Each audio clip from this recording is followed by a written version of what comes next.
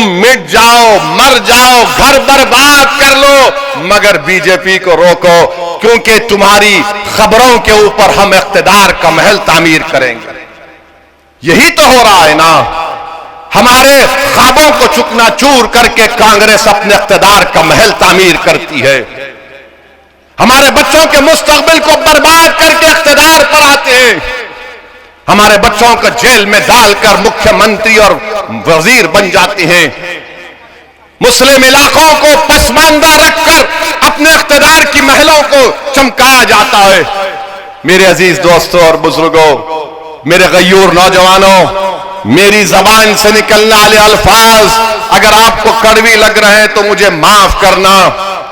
मैं लच्छेदार गुफ्तगू करने का, अल्लाह ने मुझे जब खड़ा किया है बोलने के लिए, तो भारत का पार्लियामेंट हो या फिर टोंक की सरजमीन हो, भारत की पार्लियामेंट में अगर बीजेपी के 300 एमपियों के सामने खड़े होकर अगर मैं कहता हूं कि भाजपा भारत के मुसलमानों पर जुल्म कर रही है, तो खड़े होकर कहता हूं कि बगैर किसी से डरे, क्योंकि मेरा यह बुनियादी हक है संविधान के तहत।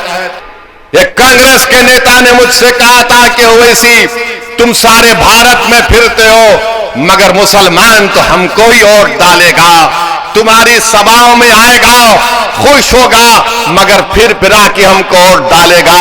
मैंने कहा कि जब मैंने शुरू अपना काम किया है तो इंशाअल्लाह ताला शायद अगर मेरी जिंदगी में ना हो तो मेरी मौत के बाद तुम्हारा ऑफिस खाली रहेगा, वीरानी की निशान बन जाएगा इंशाअल्लाह ताला, क्योंकि तुम्हारे अल्फाज इस गुरूर को बयान करते हैं कि तुम समझते हो कि मुसलमानों के पास कोई अल्टरनेटिव नहीं है, मुसलमानों के पास कोई दूसरा रास्ता नहीं है। दूसरा रास्ता मजलिस का मैं तुम्हारे सामने पेश कर रहा हूं।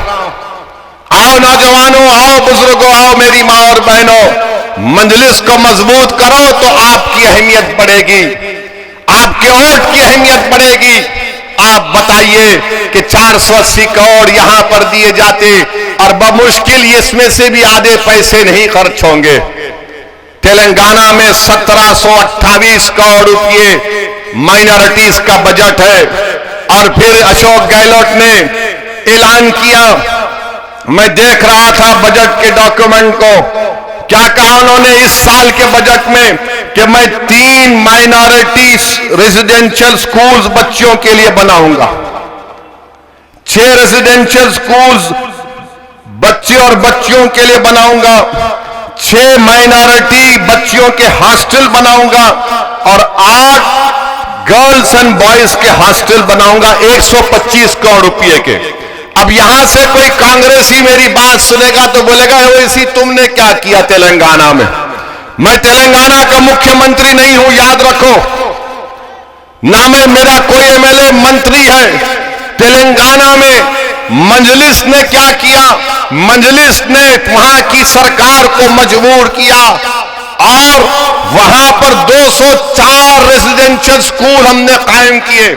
गवर्नमेंट के 204 रेजिडेंशियल स्कूल में 60,000 मुस्लिम बच्चे और बच्चियां 6ठी जमात से 12वीं जमात तक फ्री में पढ़ती है। खाना सरकार का, कपड़ा सरकार का, बच्चियों का अलहदा स्कूल, उसी में अलहदा हॉस्टल, बच्चों का अलहदा स्कूल और अलहदा हॉस्टल। इसको बोलते हैं सियासी ताकत, इसको बोलते हैं इत्तेहाद।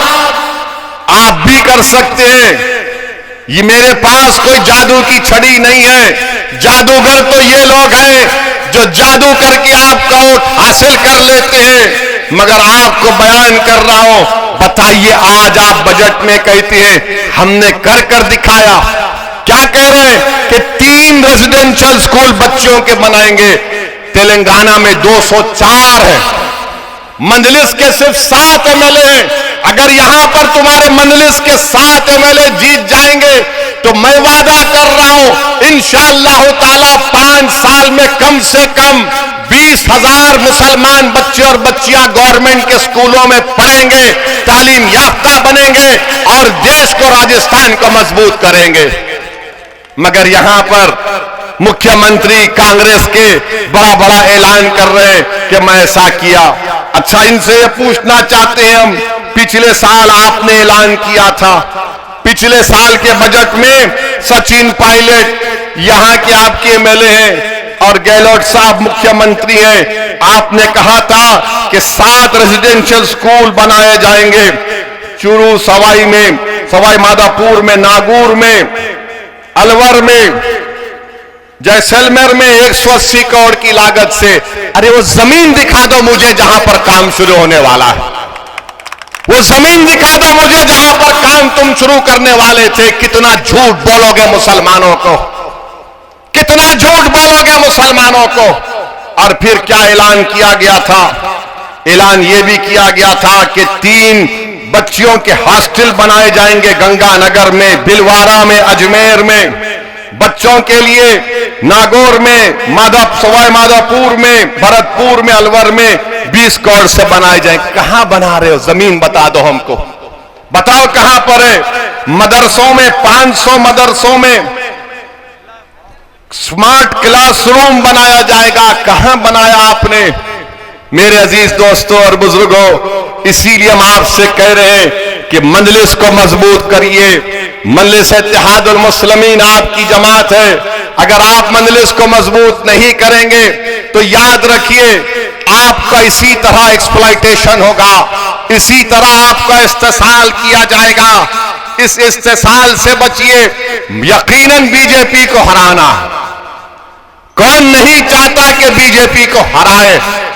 हराइए यकीनन बीजेपी को, हम भी साथ हैं। क्या तेलंगाना में 2014 का पार्लियामेंट इलेक्शन, 2019-18 का असेंबली और का इलेक्शन हुआ, क्या हमने बीजेपी को वहां पर नहीं रोका? कैसे रोका हमने तेलंगाना में बीजेपी को? 2014 के असेंबली के इलेक्शन में रोका, विधानसभा के 2018 में रोका और इंशाअल्लाह 2023 में भी रोकेंगे। मगर रोकते कैसा हमें सुनो आप, कैसा रोकते? पूरे भारत में मुसलमान मर जाता है बीजेपी को रोकने के लिए, तो हम तेलंगाना में हम मरते नहीं, हम जिंदा रहते हैं। जिंदा रहकर बीजेपी को रोकते और अपने आप को ताकत देते हैं। 7 एमएलए जीतते हैं और फिर बीजेपी को रोकते भी हैं। मगर यहां पर क्या होता है कि नहीं नहीं प्यारे, तुम मिट जाओ, मर जाओ, घर बर्बाद कर लो, मगर बीजेपी को रोको, क्योंकि तुम्हारी खबरों के ऊपर हम इख्तिदार का महल तामीर करेंगे। यही तो हो रहा है ना। हमारे ख्वाबों को चूकनाचूर करके कांग्रेस अपने इख्तिदार का महल तामीर करती है। हमारे बच्चों के मुस्तकबिल को बर्बाद करके इख्तिदार पर आते हैं। हमारे बच्चों को जेल में डालकर मुख्यमंत्री और वजीर बन जाते हैं। मुस्लिम इलाकों को पसमानदा रखकर अपने इख्तिदार की महलों को चमकाया जाता है। मेरे अजीज दोस्तों और बुजुर्गों, मेरे गयूर नौजवानों, मेरी जबान से निकलने वाले अल्फाज अगर आपको कड़वी लग रहे हैं तो मुझे माफ करना।